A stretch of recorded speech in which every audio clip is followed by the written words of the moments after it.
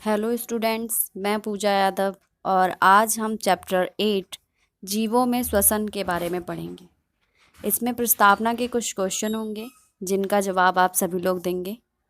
पहला क्वेश्चन है, हमारे जीवन के लिए मूलभूत चीज़ें क्या होती हैं?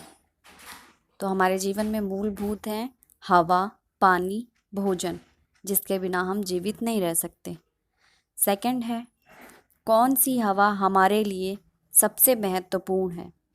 तो हम ऑक्सीजन को सांस में लेते हैं, तो सबसे ज़्यादा महत्वपूर्ण क्या है हमारे लिए? ऑक्सीजन। थर्ड क्वेश्चन है, ऑक्सीजन हमारे शरीर में सबसे ज़्यादा मात्रा में कब पहुंचती है?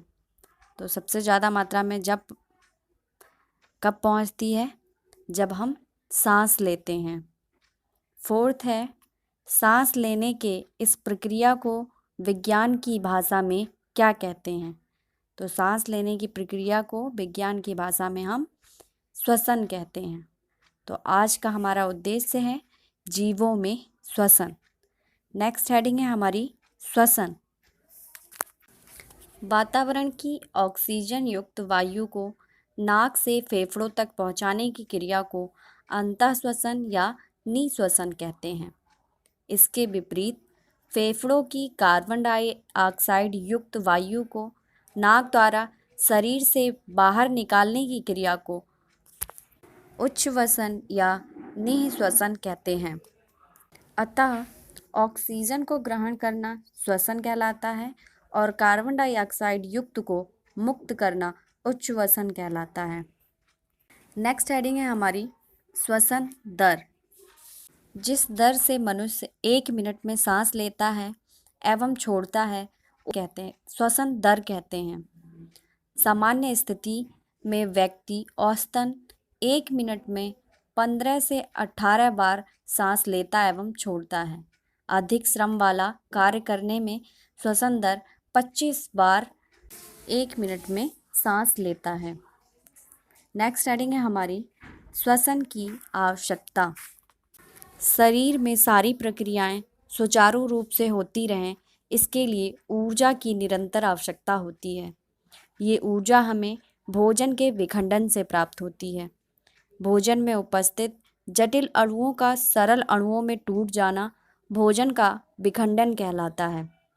कोशिका के अंदर भोजन श्वसन क्रिया में ली गई ऑक्सीजन का उपयोग करके कार्बन डाइऑक्साइड एवं जल में विखंडित हो जाता है। फलस्वरूप ऊर्जा निर्मुक्त होती है, जिसे आप एक रिएक्शन से समझ सकते हैं। जैसे ग्लूकोज और ऑक्सीजन मिलते हैं, ग्लूकोज अर्थात आपका भोजन, तो कार्बन डाइऑक्साइड गैस बनती है और जल निकलता है वहाँ से और ऊर्जा मुक्त होती है। नेक्स्ट हेडिंग है हमारी मानव का श्वसन तंत्र। श्वसन तंत्र में निम्नलिखित अंग सम्मिलित होते हैं: नासाद्वार, नासा गुहा, ग्रसनी, श्वास नली और फेफड़े। आइए विस्तार से हम इसके कार्य को जानते हैं। सबसे पहले है हमारा नासाद्वार।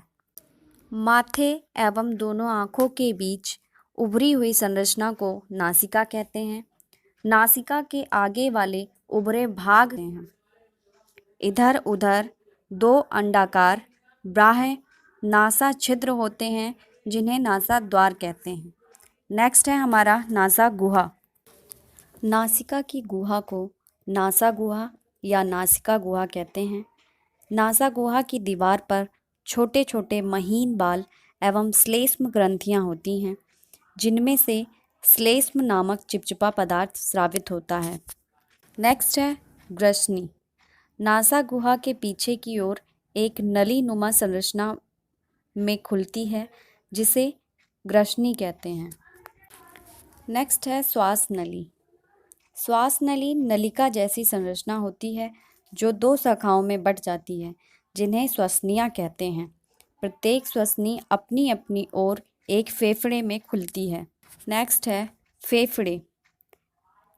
जब आप सांस लेते हैं तब आपका वक्ष फैल रहा है और जब आप छोड़ते हैं तो पिचक जाता है।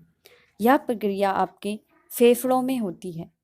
फेफड़े शंकु के आकार के होते हैं। वक्ष गुहा में हृदय के दोनों ओर एक एक फेफड़ा होता है। श्वसनियाँ फेफड़ों के भीतर महीन महीन असंख्य वायु कोशिकाओं में खुलती हैं। दरअसल वायु कोशिकाएं वे ही स्थान हैं जहां पर ऑक्सीजन एवं कार्बन डाइऑक्साइड गैस का आदान प्रदान होता है। आगे के पाठ का विवरण आपको नेक्स्ट वीडियो में प्रोवाइड कराया जाएगा। धन्यवाद। Stay home, stay safe.